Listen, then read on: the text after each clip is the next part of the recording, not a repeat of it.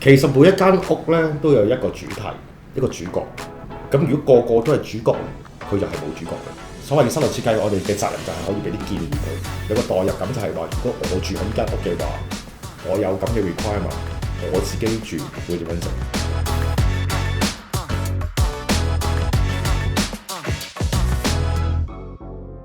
咁呢個單位咧就係喺屯門嘅掃管笏Napa 嘅 house 啦，咁啊2100幾尺嘅，咁啊我哋呢個屋咧就係6個人居住，so far 佢都係一個新樓嘅樓盤嚟嘅。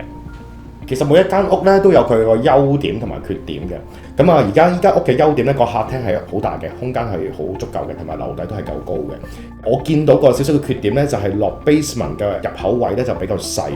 咁所以咧，呢個位置咧，我都會做翻少少手腳，令到佢個空間感再大啲嘅。原先間屋咧，我哋落去 basement 個位置咧，個入口位比較窄啲。咁所以咧，我一入到間屋度睇嘅時候咧，我特別留意呢個位置，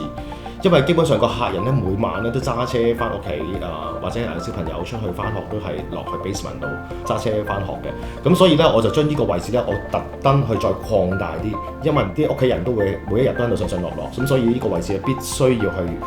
focus 喺嗰度整翻大啲，咁所以咧我就將原有個工人房個位置咧，我就縮翻細佢，變咗一個客人嘅 toilet， 令到落 basement 嘅樓梯位置咧再擴翻大啲。一間屋嚟講咧，樓梯其實係一間 house 嘅靈魂嚟嘅，咁所以咧我喺個樓梯嗰度咧就再喺頭嗰1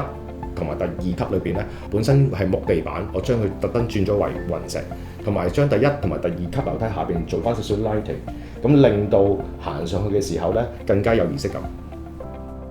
去度完尺寸之後咧，我覺得個廚房咧就比較長啲，咁所以咧我就再重新再規劃翻廚房嘅 setting。我將原先比較長嘅廚房，我再輕輕縮翻窄少少，令到廚房原有騰出嘅空間咧，我 set 咗一個 bar counter 同埋一個西廚嘅概念。另外西廚嘅 function 咧，我亦都 set 咗一個細嘅雪櫃啦、咖啡機啦同埋紅酒櫃。譬如有個客人嚟，我哋喺個 bar counter 度 chill 嘅時候咧，亦都好容易去攞下嘢飲啊、嘆下咖啡啊，享受下呢個 bar counter 嘅樂趣。酒吧嘅位置咧，個吧台裏邊咧就特登做咗一個Swarovski 水晶 bar counter。原因係咩咧？因為我哋個戶主咧其實係做珠寶生意嘅，咁所以咧我特登就俾咗個主題佢，就係一個水晶嘅吧台，亦都望落去有啲 curve 嘅感覺嘅，咁所以呢個位置咧亦都係一個飯廳嘅焦點嚟嘅。咁當然一間屋除咗靚之外啦，儲物都好重要嘅，咁所以咧我喺個飯廳後邊咧就做咗一個高身嘅儲物櫃，咁面料咧我亦都用咗啲仿皮啦，同埋古銅鋼去做咗一個修飾嘅。再加埋咧個櫃門咧就做咗2盞圓形嘅燈，做咗個修飾，望落去咧似一幅好大嘅背景牆啦。咁亦都係一個打卡嘅位置啦。咁除咗個高身儲物櫃，我用咗一個古銅鋼嘅弧形之外咧，西廚嗰個部分即係個 bar counter 嘅部分咧，我亦都做咗個不鏽鋼弧形嘅架，後邊咧亦都配翻啲雲石嘅石材，去做翻個高級嘅感覺，貫穿翻成間屋，成個氣氛係有啲弧形嘅材料啦，同埋個天花亦都做咗個弧形嘅效果嘅，配對翻我哋個焦點就係一個水晶嘅 bar counter。咁我哋另外呢間屋嘅焦點咧就係我哋個景觀咧係外望一個好綠化嘅園景啦。咁我就想將外面綠化嘅園景帶埋入屋。咁所以咧我嘅另外一個焦點就係個 TV wall 後邊咧，我就選咗啲綠色嘅雲石去做翻一幅個電視機嘅背景牆。好多客戶覺得好多石嘅感覺就等於豪華，其實咧我哋運用石材同埋運用顏色咧，我哋要適當去配合。譬如好似放翻呢間屋嚟講啦，我哋焦點咧就係個 TV wall 嗰幅主題嗰個雲石，其他地方咧我哋都會用翻啲仿皮啊、木皮啊、古銅鋼去做翻個點綴。所以咧有好多時啲客戶會覺得，我會唔會 bar counter 嗰邊同埋 TV wall 嗰邊會唔會用翻同一隻色，會感覺會好啲啊？咁其實我就特登我哋將佢分翻開2隻色，而令到區分翻客飯廳同埋 bar counter 嗰個效果。咁我哋個另外一個依間屋嘅優點咧，就係比較深啲。個客廳個距離咧差唔多有6米，咁但係正常咧我哋睇電視距離咧其實 suppose 大概around 4米零係個最好嘅距離。咁如果4米幾嘅距離，通常買幾寸電視啊？咁通常我哋會 set 75至85寸嘅電視機放翻個4米幾嘅客廳。咁所以咧我哋 sofa 後邊咧我哋再配置多大概around有2米嘅距離，亦都可以再 set 個茶台。除咗 bar counter 之外咧，個客人都有啲想飲下茶嘅習慣。咁亦都我喺 sofa 背脊嗰度做翻個茶區，亦都外望翻個遠景，直線咧亦都外望翻嗰個 TV 嘅 panel， 望落去係一片綠色嚟嘅。咁上面嗰一層咧，其實就全部我哋變做寢區啦，係休息嘅地方啦。咁佢本身咧原有咧就係3間房嘅，但係咧我哋個寢區我哋有6個人住，即係有先生太太啦，同埋有4個小朋友。咁本身原有個主人房咧入邊本身配套咗內置嘅衣帽間嘅，咁我哋就將咗內置嘅衣帽間咧就變翻為一個仔仔房。上邊咧本身我哋有個天窗嘅，望落去個採光度咧都非常之舒服嘅。咁所以咧我哋亦都 set 咗一張3隻床啦，同埋一張大型嘅 L shape 嘅書台啦，同埋1.2米嘅衣櫃。我哋用嘅顏色咧亦都比較柔和少少，因為想望落去光猛啲。